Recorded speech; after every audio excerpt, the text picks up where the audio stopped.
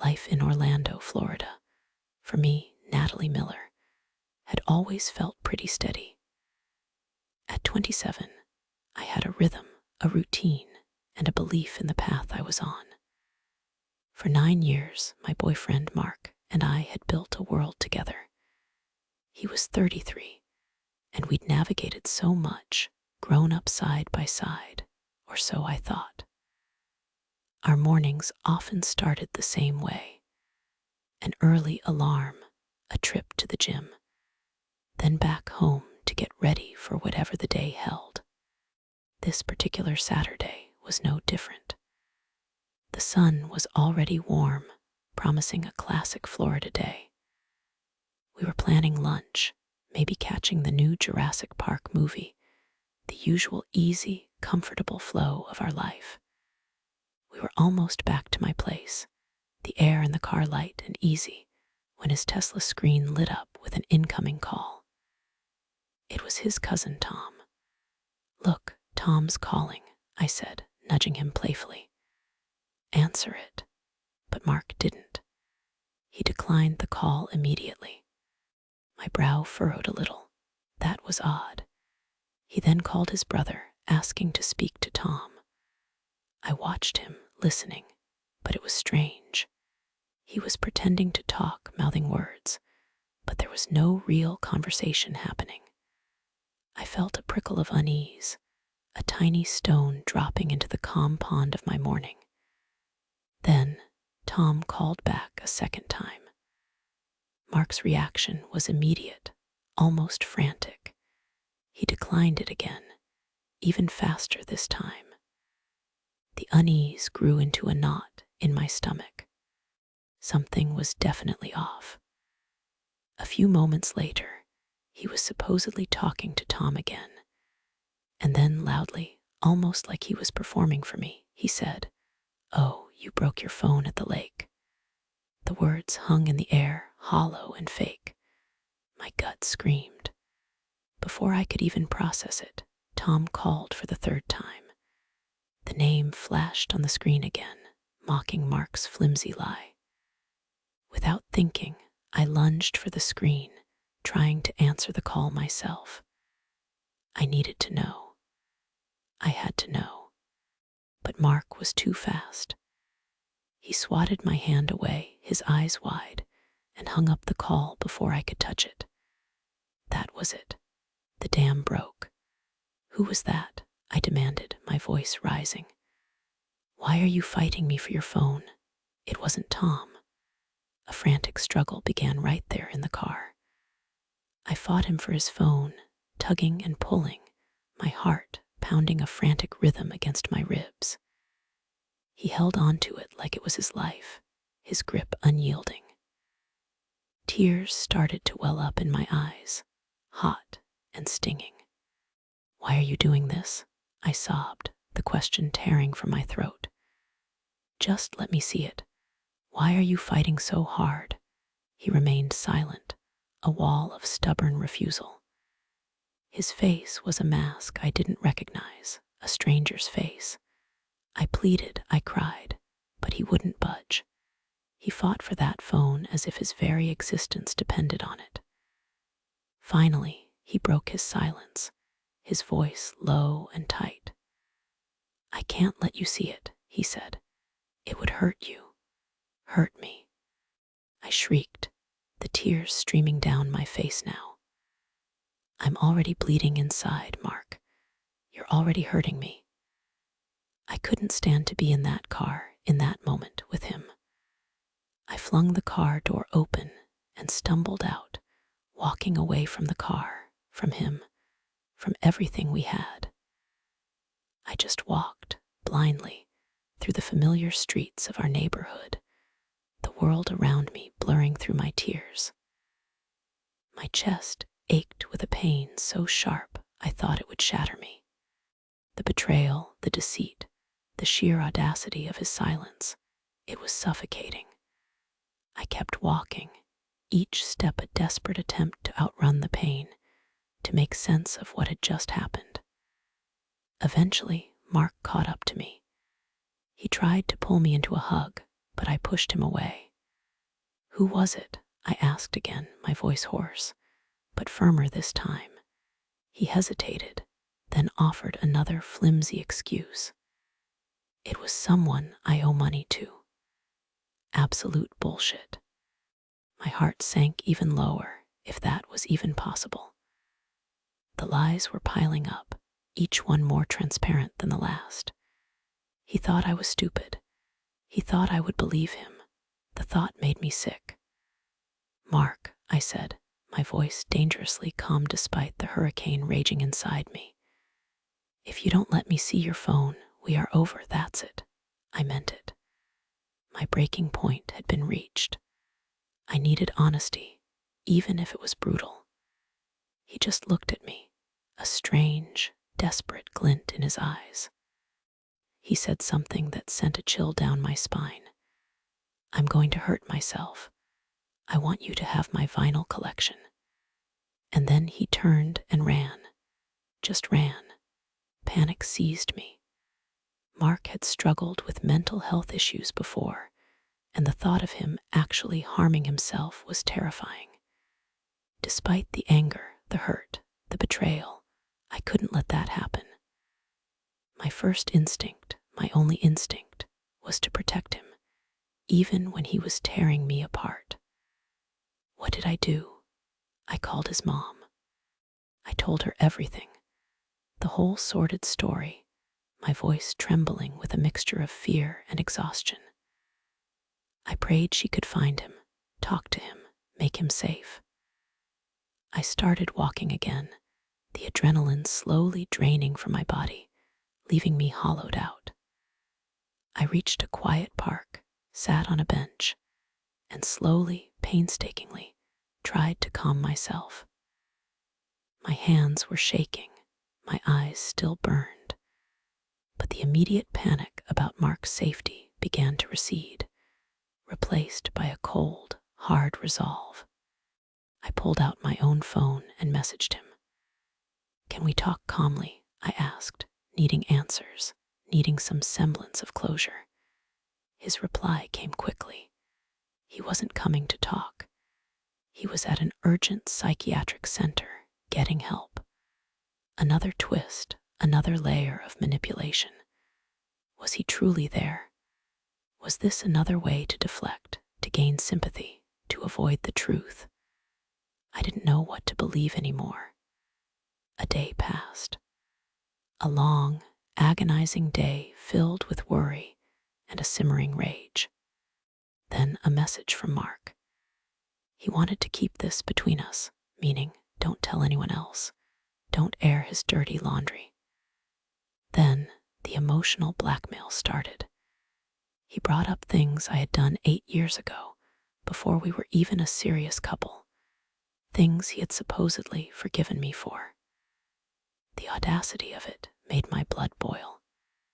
He then casually mentioned that he wouldn't be doing anything stupid anytime soon. But it will be a surprise when I do. And then how painfully he would live without me. It was a sick game, a twisted performance designed to make me feel guilty, to pull me back into his orbit. I ignored the manipulation, focusing on the core issue. I repeatedly asked him about who he was talking to on the phone. His response was chilling in its casual dismissal. I don't have a new girlfriend. I was just talking to someone to see if I could get a green card. Simple as that. He had brought up the green card thing before. We both had DACA, a deferred action for childhood arrivals, which meant our legal status was always precarious. I had always told him sincerely that I would never stand in his way if he had an opportunity to get legal status. If that meant we had to separate, I would understand. It was a serious topic, not something to be thrown out as a convenient lie. The fact that he was using it now, in this context, just solidified my growing certainty that he was lying. Then, just yesterday, another message, another story, another contradiction. What happened was a mistake from last year, and I have put it behind me. I don't talk to that person anymore, and I have done my best to forget it, because it never meant anything to me. Bringing it all up will not bring healing. It will only reopen. This did not align with anything he had said before. A mistake from last year and a green card conversation from yesterday. It was a tangled web of lies, and I was trapped in the center of it, suffocating. He then tried to tell me he wasn't telling me the truth because he didn't want me to get hurt more than I already am. Bullshit. Absolute, unadulterated bullshit.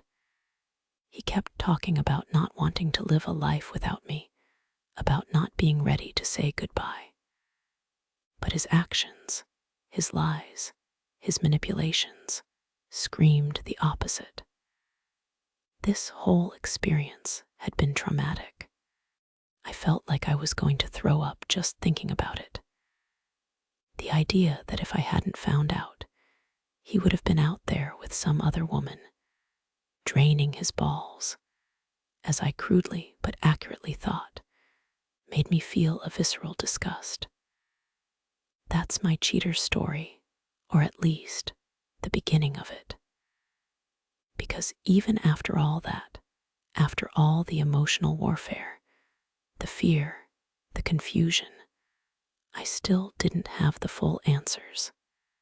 I knew something was wrong, terribly wrong, but the exact truth remained shrouded in his lies. The worst part was, I felt like a fool, and fools rarely get the last laugh. But I was beginning to think, maybe, just maybe, it was time for this fool to learn how to bite back.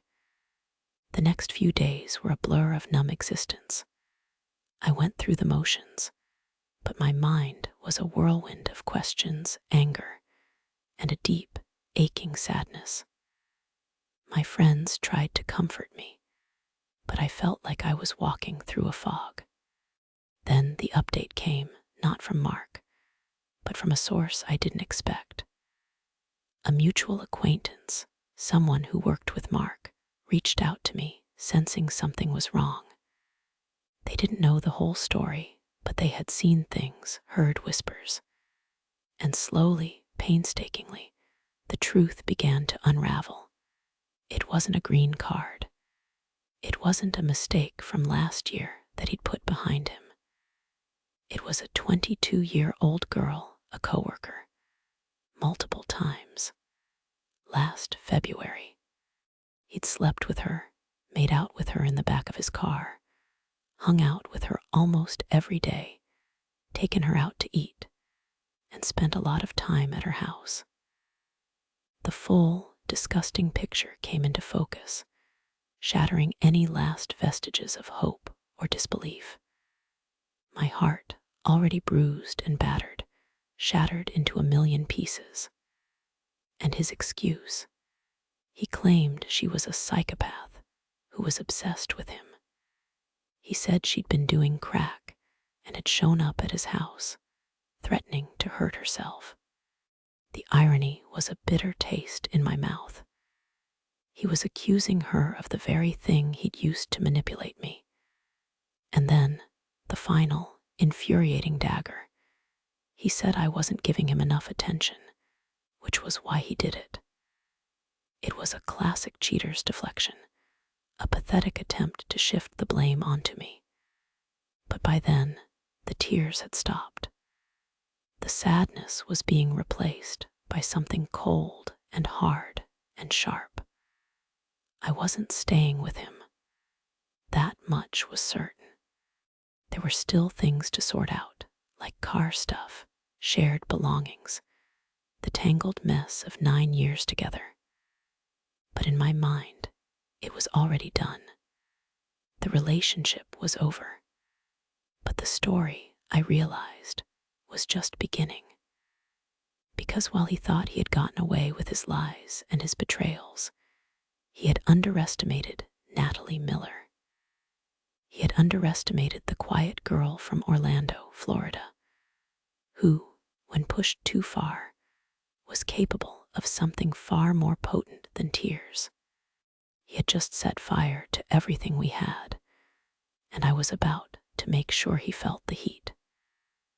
This wasn't just about ending a relationship. It was about reclaiming my dignity, my strength, and making sure he understood the true cost of his actions. He had hurt me, yes, but he had also awakened something dormant, something fierce. And I was going to make him regret it. Every single agonizing moment of it. The days that followed Mark's confession, or rather, the revelation of his lies, were a strange mixture of raw pain and a cold, almost surgical clarity. The tears had truly stopped. There was no more weeping for the 9 years, for the future I thought we had, or for the man I believed Mark to be. Instead, a hard knot of resolve tightened in my stomach, a constant, low thrum of anger that was far more potent than sadness. I was Natalie Miller, 27, from Orlando, Florida, and I was done being a victim. The first thing I had to tackle was the car. It was technically in both our names, a relic of a time when we'd thought our lives would forever be intertwined. Mark was still driving it, even after everything. The idea of him cruising around, perhaps even picking up that 22-year-old coworker in it, made my blood boil. It was a tangible piece of our shared life, and I wanted it out of his hands. I sent him a text, surprisingly calm given the turmoil inside me. We need to sort out the car. I want my name off the title, or I want it sold. Your choice. His reply was immediate, full of the same manipulative nonsense he'd been spewing. Natalie, don't you think this is a bit sudden? I'm still recovering. And we need this car for my appointments. Are you really going to make things harder for me when I'm trying to get better? I stared at the message, a bitter laugh escaping my lips. Recovering, making things harder for him. The sheer audacity of his victim playing was astounding. He truly believed he could twist this into being my fault. I didn't dignify his emotional blackmail with a direct response. Instead, I called a lawyer, a friend of a friend who specialized in family law, though technically this wasn't a divorce. She was kind, but firm. Document everything, Natalie, she advised. Every text, every call, every interaction. And for the car, we can send him a formal letter. He won't be able to ignore that. The lawyer's words gave me a sense of purpose. It was like a roadmap out of the mess he'd created. I started a dedicated folder on my phone, screenshots piling up, his vague apologies, his thinly veiled threats of self-harm, his ridiculous claims about the other girl. Each screenshot was a brick in the wall I was building around myself, a shield against his lies, and a weapon for the battle to come.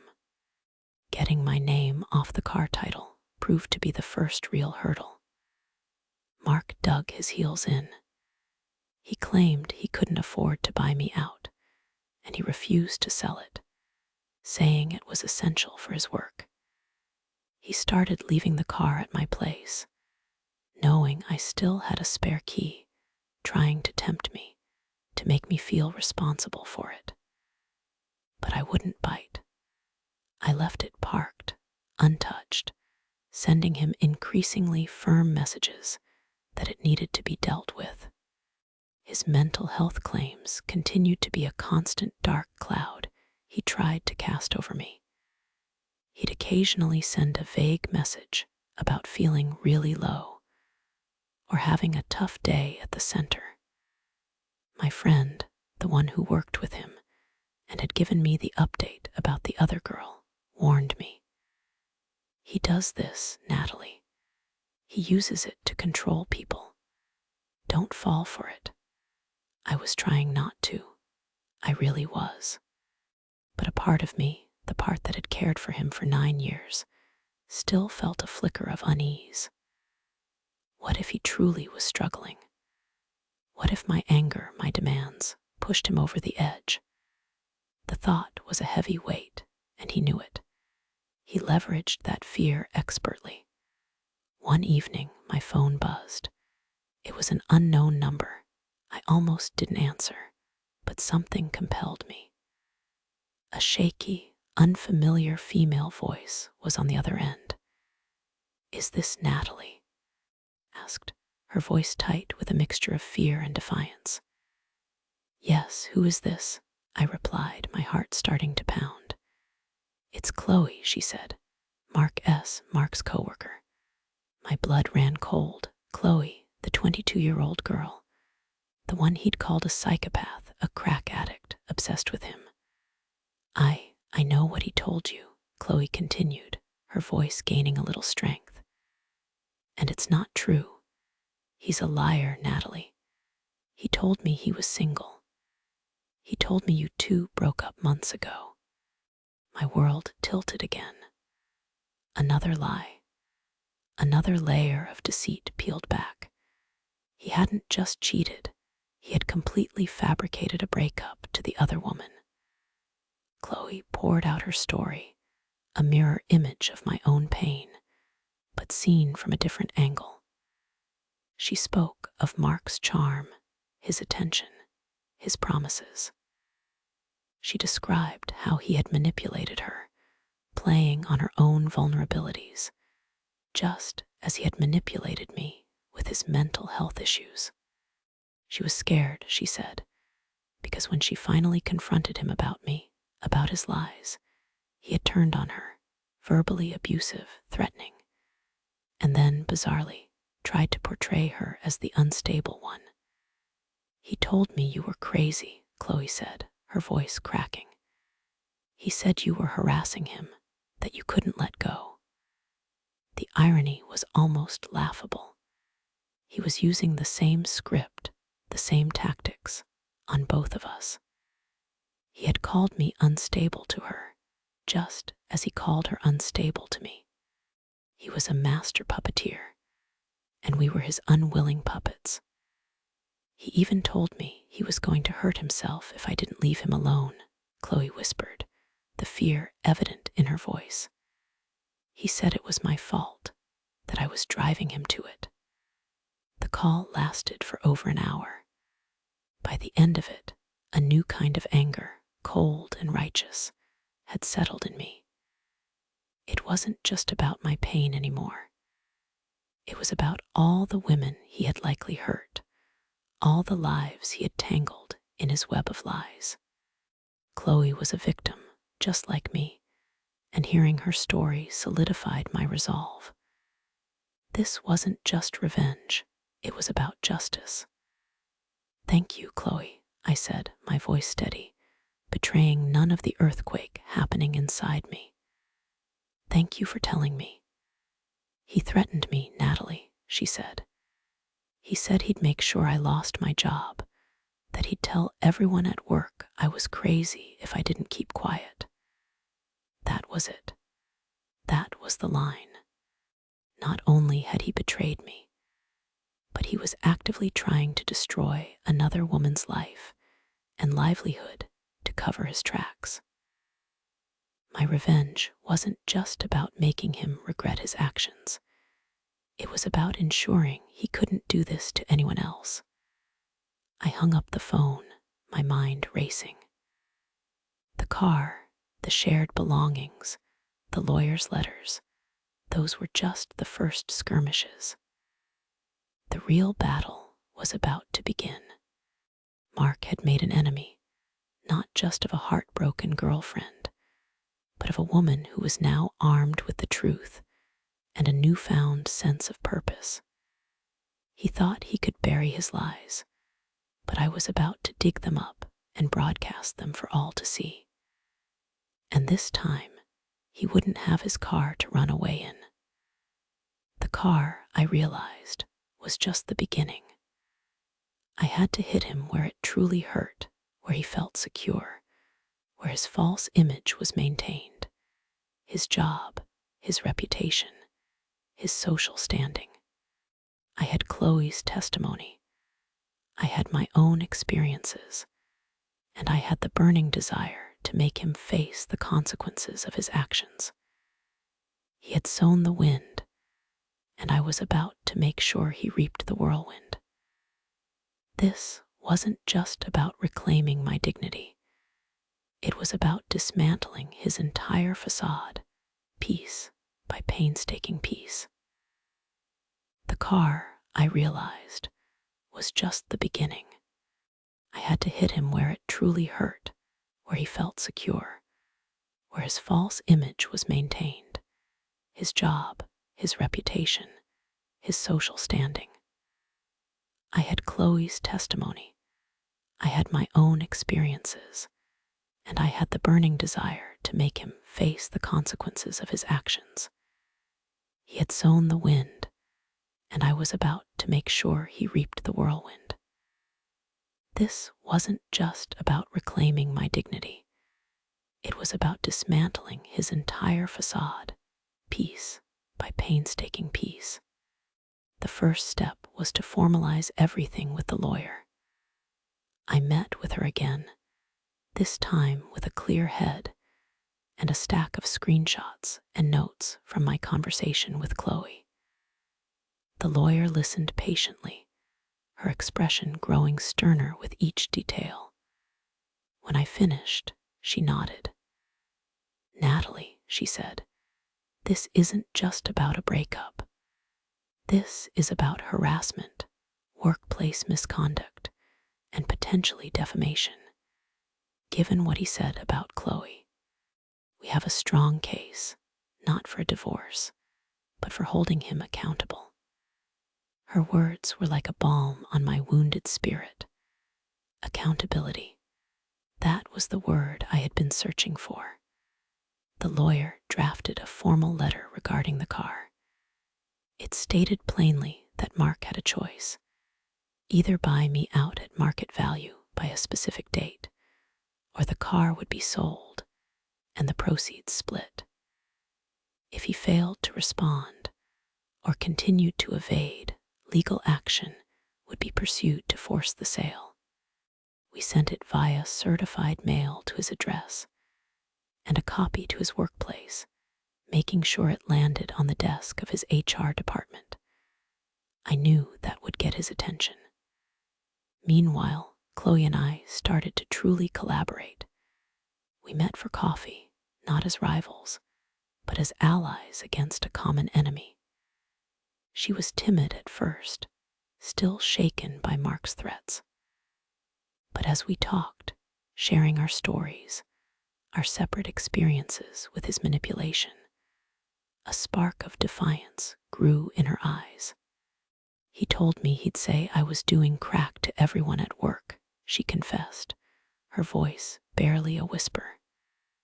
"That's why I was so scared. I need this job." "He told me you were a psychopath obsessed with him," I replied, a bitter smile on my face. "He uses the same playbook on everyone, Chloe. But together, we can expose him." We started to gather evidence. Chloe had saved some texts where Mark had explicitly made comments about our relationship being over, telling her I was an ex from months ago, which directly contradicted his desperate attempts to reconcile with me. I had my own texts from him, threatening self-harm, then immediately asking to keep his lies between us. We had the timeline of his affair, corroborated by multiple sources, showing he had been actively pursuing Chloe while still in a relationship with me. We even had a few coworkers who were willing to subtly confirm that Mark and Chloe had been spending an unusual amount of time together outside of work, backing up her story. The final piece of the puzzle came from Chloe.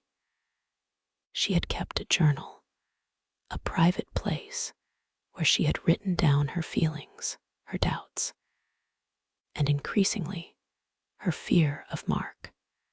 In it, she had meticulously documented his threats, his emotional abuse, and his increasingly erratic behavior after she tried to distance herself from him.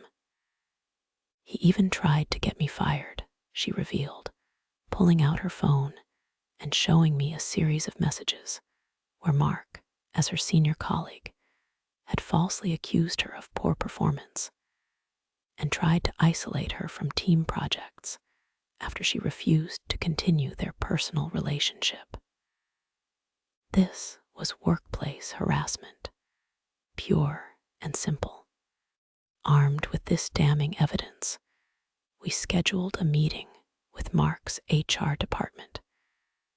We didn't want to make a scene, not yet. We wanted to present a clear, undeniable case. The HR manager, a woman named Ms. Evans, listened to us with a calm, professional demeanor, but her eyes widened subtly as we laid out the story, complete with screenshots, timelines, and Chloe's journal entries. "Mr. Miller is a respected member of our team," Ms. Evans began, her voice measured. "But we take all allegations of workplace misconduct and harassment very seriously. He used his position to manipulate and threaten Chloe," I stated, my voice steady. "And he engaged in an inappropriate relationship with a junior colleague while simultaneously maintaining a long-term relationship with me, lying to both of us." Chloe, emboldened by my presence, spoke up. "He threatened to ruin my reputation, my job, and even spread rumors about my mental health if I didn't comply with his demands. He made my work environment unbearable." The evidence spoke for itself.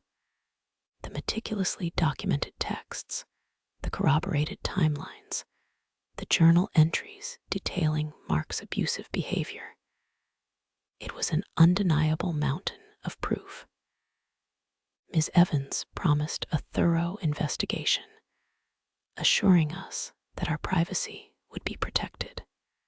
We left the meeting feeling a profound sense of relief, a weight lifted. The first shot had been fired. The very next day, I received a frantic call from Mark. "Natalie, what have you done? My HR manager just called me into a meeting. They're saying I'm being investigated. They mentioned Chloe's name. What did you tell them?" His voice was laced with panic, a stark contrast to his usual calm, manipulative tone. The facade was cracking. "I told them the truth, Mark," I said, my voice cold and unwavering. "Something you never bothered to do for either me or Chloe." "You're ruining my life," he shrieked, the victim card in full play. "I'll lose my job. I'll lose everything. Is this what you want, Natalie? To destroy me?" "You destroyed us, Mark," I retorted, feeling a surge of power I hadn't known I possessed. "You destroyed Chloe's peace of mind, and you tried to destroy my sanity. This is simply you facing the consequences of your choices. This isn't me destroying you. This is you destroying yourself." I hung up before he could respond, savoring the silence that followed. It was the sound of a puppet master's strings being cut, one by one. Within a week, the car situation was also resolved. After the HR meeting, Mark's resistance crumbled.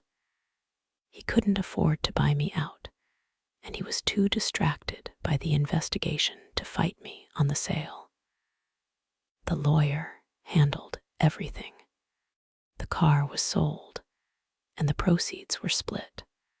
A final, clean break from a shared asset that had become a symbol of his deceit. It felt incredibly liberating to no longer have that tether to him. The workplace investigation was ongoing, but the whispers had started. My mutual friend at work told me that Mark was being ostracized. Colleagues who had once admired him were now giving him a wide berth. His usual charm was gone, replaced by a defensive, paranoid demeanor. He was seen leaving HR meetings looking pale and distraught.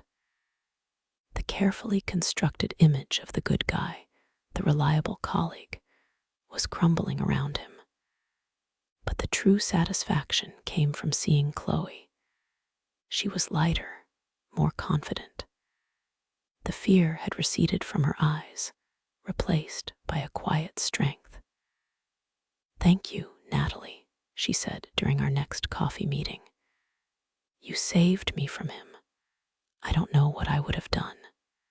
"We saved each other," I corrected her, a genuine smile finally gracing my lips. We were two women, once unknowingly pitted against each other, now united in a common cause. This wasn't just revenge. It was an act of liberation, a cleansing of the lies and manipulation that had polluted our lives. Mark had thought he could play us against each other, but he had underestimated the power of two women realizing they weren't each other's enemies, but his victims. And now, he was about to learn that there was no running from the truth. Not anymore. The final act of his downfall was yet to come, but the stage was set, and the audience, his colleagues, and everyone who knew him was watching. This wasn't just about him losing his job. It was about him losing his carefully crafted identity, his very sense of self. And that, I knew, would be the most poetic revenge of all. The days of Natalie Miller being a heartbroken fool were over. Now I was a force to be reckoned with, and Mark was about to face the reckoning. The immediate aftermath of the HR meeting was a whirlwind, but not for me. Mark was the one caught in the eye of the storm. My friend at work, bless her heart, kept me updated. Mark was suspended, pending the outcome of the investigation. The news spread through the office like wildfire, whispers turning into hushed conversations, and then outright discussions. The image he had so carefully cultivated for years, the charming, reliable, slightly mysterious Mark, shattered into a million pieces. He tried to call me incessantly at first, then his calls tapered off as he realized I wasn't going to answer. His messages grew increasingly desperate, shifting from anger and blame to pathetic pleas for forgiveness. "Natalie, please, don't do this to me," one read. "I'll lose everything. I'll change. Just tell them it was a misunderstanding." Another, sent late at night, simply said, "I miss you. I'm so alone." But the pity well had run dry.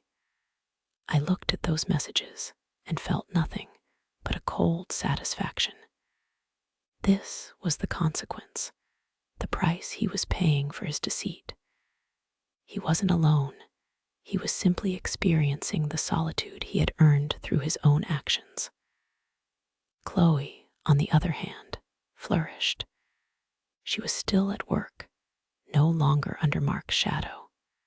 The HR department had taken her claims of harassment very seriously, and steps were being put in place to ensure her protection and well-being. She received an apology from Ms. Evans, the HR manager, and reassurances that her job was safe. Seeing her regain her confidence her bright smile returning, was more satisfying than any personal revenge could have been.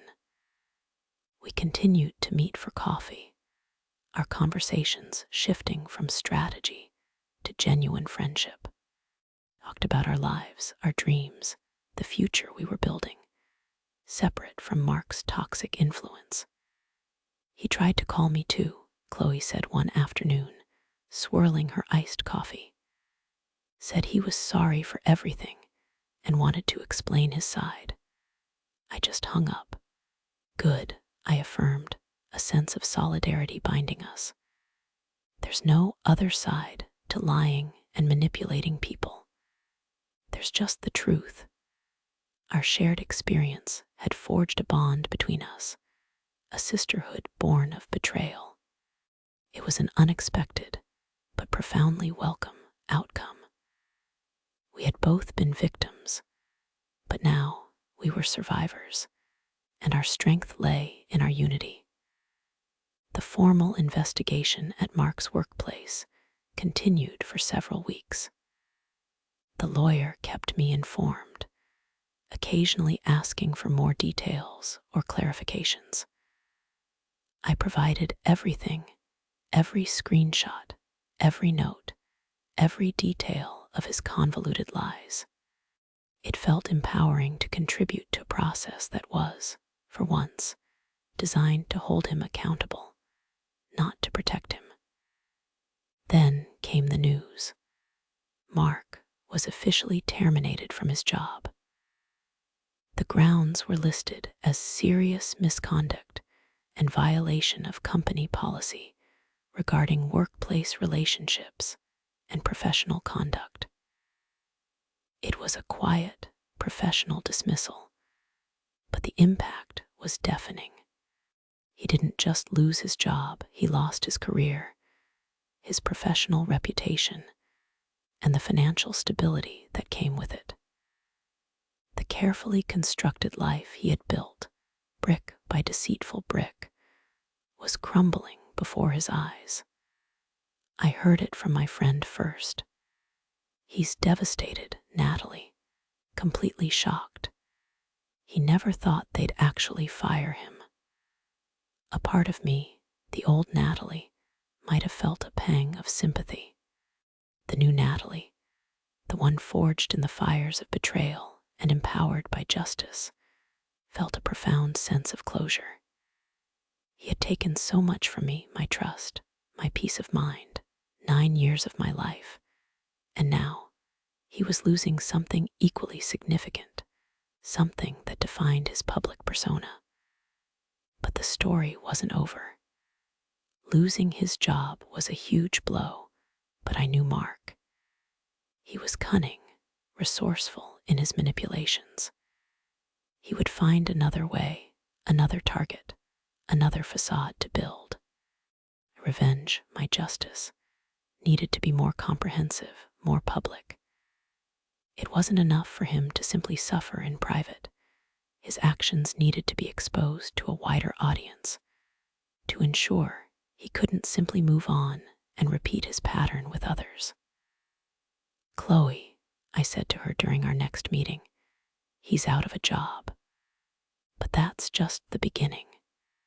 He still has his social circles, his other friends, his family, people who still believe his lies or don't know the full extent of what he did. Chloe nodded, a serious expression on her face. He tried to tell everyone at work that I was the problem, that I was crazy. I know he's probably doing the same thing to other people to try and save face. Exactly, I agreed. He uses those mental health claims as a weapon. He used it on me. He used it on you. It's his go-to move. That was it. That was the next step. Mark leveraged his alleged mental health issues to manipulate, to threaten, to escape accountability. It was a cowardly, despicable tactic, and I was going to expose it. I started discreetly reaching out to mutual acquaintances, people who knew both Mark and me. I didn't want to gossip. or spread rumors. I wanted to share facts, backed by the evidence I had meticulously collected. I didn't reveal everything, not all at once, but I planted seeds of doubt, offering glimpses into his true character. I know Mark S. been going through a lot, I'd say, keeping my voice calm and objective.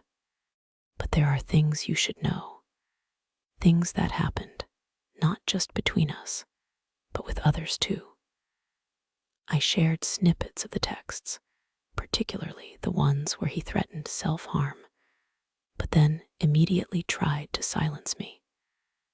I told them about Chloe carefully, without revealing all her personal details, but enough to show a pattern of manipulation and betrayal. I emphasized how he had lied about her, just as he had lied about everything else. The reactions were mixed. Some were shocked, disbelieving, unwilling to accept that the Mark they knew could be capable of such deceit. Others, though, had already harbored doubts, and my revelations confirmed their suspicions. They started talking, sharing their own anecdotes of Mark's evasiveness, his strange behavior, his inconsistencies. The web of his lies, once so tightly woven, was beginning to unravel in public.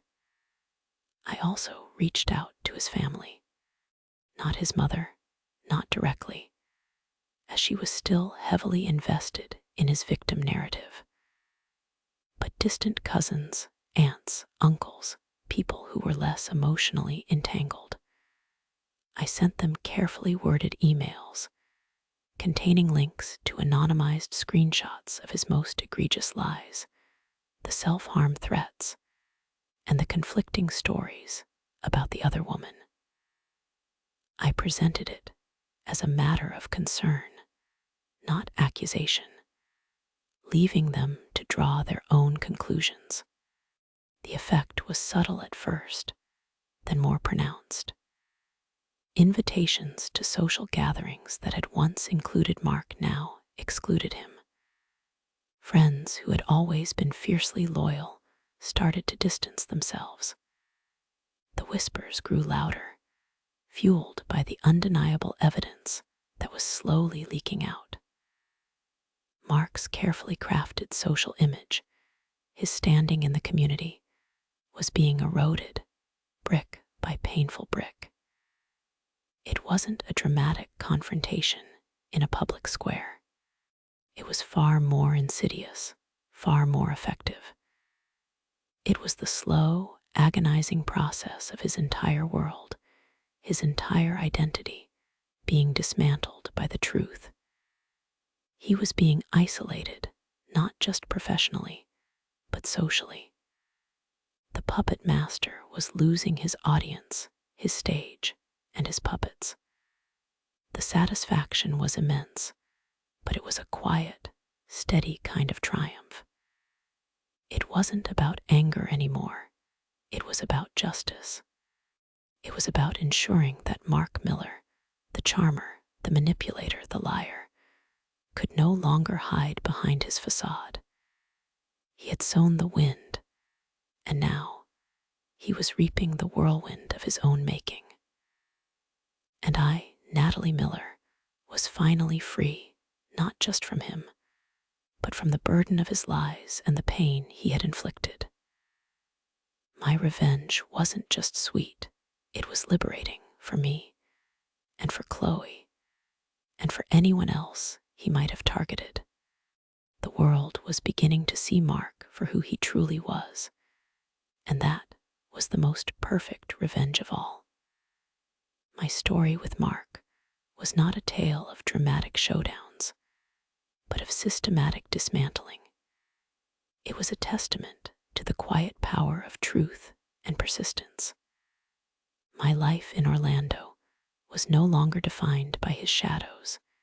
It was illuminated by my own newfound strength and the clear path ahead.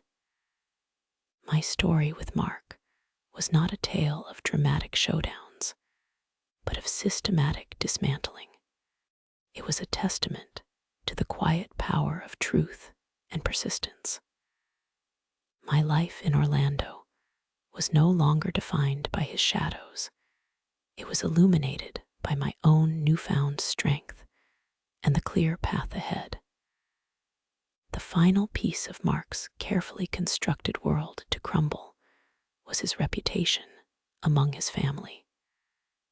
I hadn't directly contacted his mother, knowing she'd always defend him, but I had reached out to his aunts and cousins, sharing the anonymized evidence.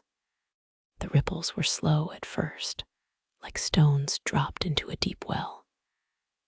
Then the calls to me started, not from Mark, but from his relatives, some shocked, some confused, some angry.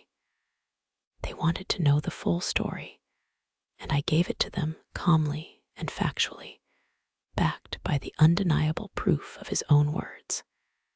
It wasn't about malice anymore.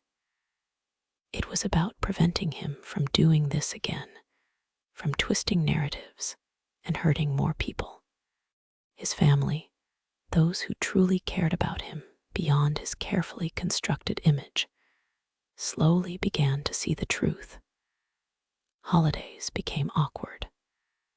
Family gatherings, once a staple of Mark's social calendar, saw him conspicuously absent. Or if he did show up, he was isolated, his usual charm failing to work its magic. He tried to spin it, claiming I was bitter, that I was trying to ruin his life because I couldn't get over him. But the evidence I'd shared, the consistent pattern of his behavior with both me and Chloe, was too strong. His gaslighting attempts simply cemented the truth in their minds. His mother, though, remained in denial, a constant thorn. She'd call me, sometimes pleading, sometimes angry, demanding I recant my stories, that I leave her son alone. "He's sick, Natalie. He needs help, not judgment," she'd cry. My response was always the same, delivered with a calm I had painstakingly cultivated. "I tried to help him for 9 years, ma'am. He chose to lie and manipulate. The consequences are his own." I knew I couldn't change her mind, but I also knew I wasn't responsible for her denial or for Mark's choices. Chloe and I remained close. Our bond, forged in the fires of Mark's deceit, had deepened into a true friendship. We often met for lunch, no longer needing to strategize, but simply to enjoy each other's company. She was thriving at work, her confidence fully restored, and she had even started dating again, cautiously, but with an open heart. "I never thought I'd feel this free," she told me one day, a genuine smile lighting up her face. "You helped me see that I deserved better." Her words echoed my own feelings. For me, the anger had finally, truly faded. It was replaced by a profound sense of peace and a quiet, unshakable strength. I was still Natalie Miller, 27, from Orlando, Florida, but I was a new version of myself. The woman who had fought for his phone in the car felt like a distant memory, a ghost of a past self. I had learned to trust my instincts, to advocate for myself, and to stand firm in the face of manipulation. I started focusing on my own DACA status, something I had neglected while wrapped up in Mark's life. I explored options, sought advice, and began to build a more secure future for myself, independent of anyone else. I reconnected with old friends, pursued hobbies I had put aside, and even started a small online business selling custom-designed t-shirts, turning my creative energy into something productive. One afternoon, months after everything had settled, I was at a local coffee shop, scrolling through social media. An old acquaintance had posted a picture from a mutual friend's wedding. In the background, almost obscured, was Mark.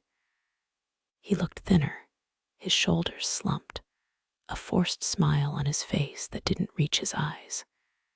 He looked tired, worn down, and utterly alone, even amidst the celebration. He was still trying to project an image, but the cracks were undeniable. The comments on the photo, usually filled with effusive praise for Mark, were conspicuously absent, or, even more telling, vaguely polite but distant.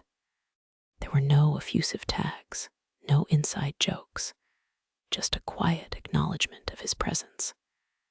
It wasn't a dramatic downfall, not a public shaming on a grand scale. It was something far more subtle, more pervasive, and in its own way, more devastating for a man who thrived on perception.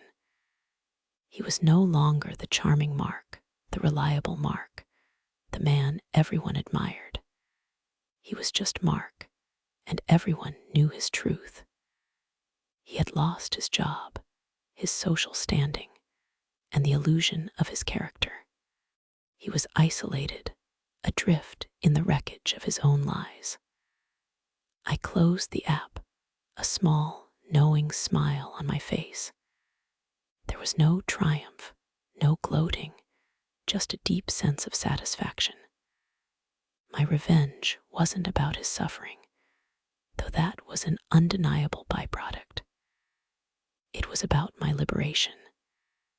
It was about reclaiming my narrative, about finding my voice, and about ensuring that his lies couldn't hurt anyone else. I had learned that sometimes the most powerful revenge isn't a roaring fire, but a slow, quiet frost that chills a life to its very core. I had given Mark the gift of seeing himself for who he truly was, stripped bare of his deceptions. And in doing so, I had given myself the greater gift of freedom, a future unburdened by his shadows, filled with the promise of my own making. My story wasn't just about revenge, it was about rebirth. And for the first time in a long time, Natalie Miller was truly, completely at peace. My story with Mark was not a tale of dramatic showdowns, but of systematic dismantling. It was a testament to the quiet power of truth and persistence. My life in Orlando was no longer defined by his shadows. It was illuminated by my own newfound strength and the clear path ahead. The final piece of Mark's carefully constructed world to crumble was his reputation among his family. I hadn't directly contacted his mother, knowing she'd always defend him, but I had reached out to his aunts and cousins, sharing the anonymized evidence. The ripples were slow at first, like stones dropped into a deep well. Then the calls to me started, not from Mark, but from his relatives, some shocked, some confused, some angry. They wanted to know the full story, and I gave it to them calmly and factually, backed by the undeniable proof of his own words. It wasn't about malice anymore.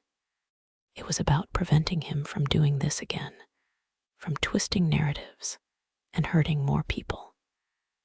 His family, those who truly cared about him beyond his carefully constructed image, slowly began to see the truth. Holidays became awkward. Family gatherings, once a staple of Mark's social calendar, saw him conspicuously absent, or if he did show up, he was isolated, his usual charm failing to work its magic. He tried to spin it, claiming I was bitter, that I was trying to ruin his life because I couldn't get over him.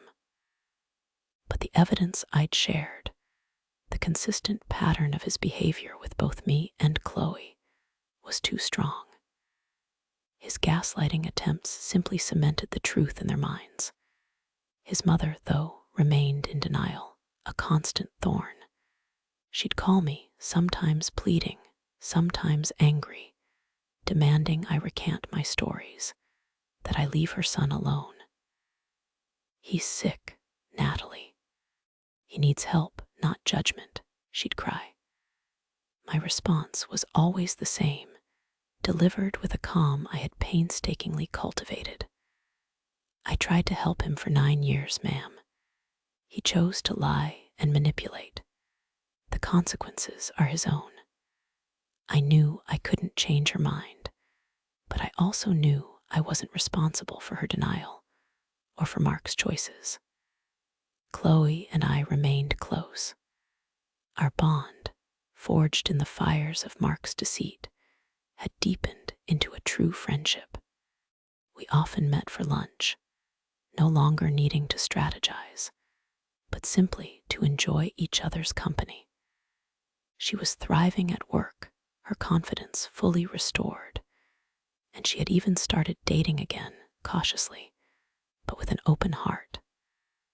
"I never thought I'd feel this free," she told me one day, a genuine smile lighting up her face. "You helped me see that I deserved better." Her words echoed my own feelings. For me, the anger had finally, truly faded. It was replaced by a profound sense of peace and a quiet, unshakable strength. I was still Natalie Miller, 27, from Orlando, Florida, but I was a new version of myself.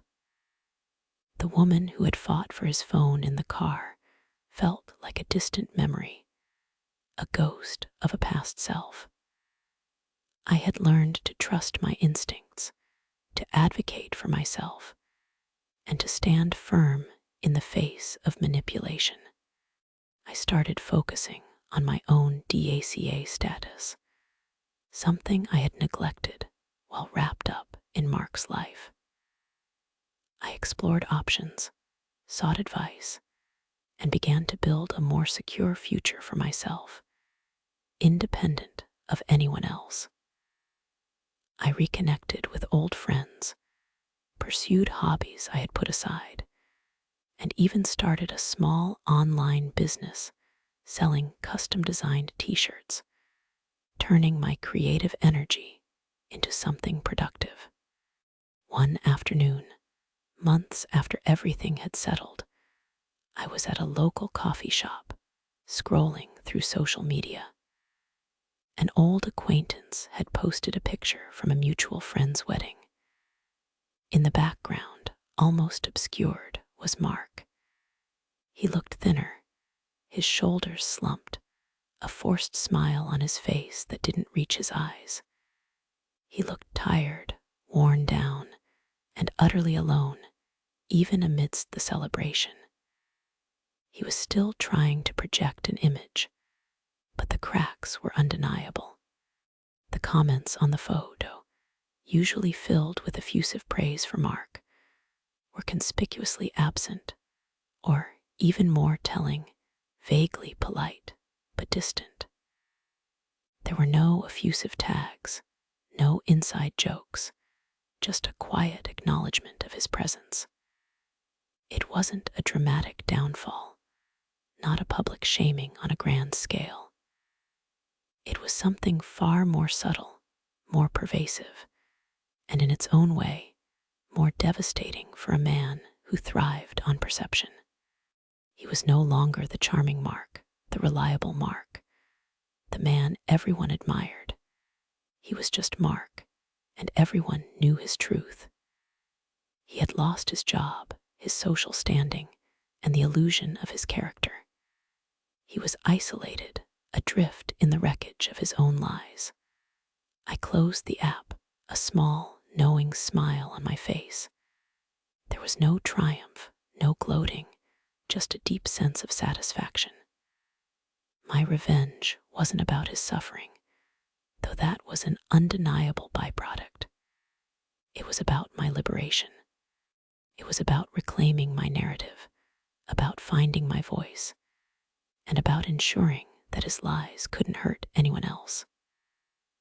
I had learned that sometimes the most powerful revenge isn't a roaring fire, but a slow, quiet frost that chills a life to its very core. I had given Mark the gift of seeing himself for who he truly was, stripped bare of his deceptions. And in doing so, I had given myself the greater gift of freedom, a future unburdened by his shadows, filled with the promise of my own making. My story wasn't just about revenge, it was about rebirth. And for the first time in a long time, Natalie Miller was truly, completely at peace.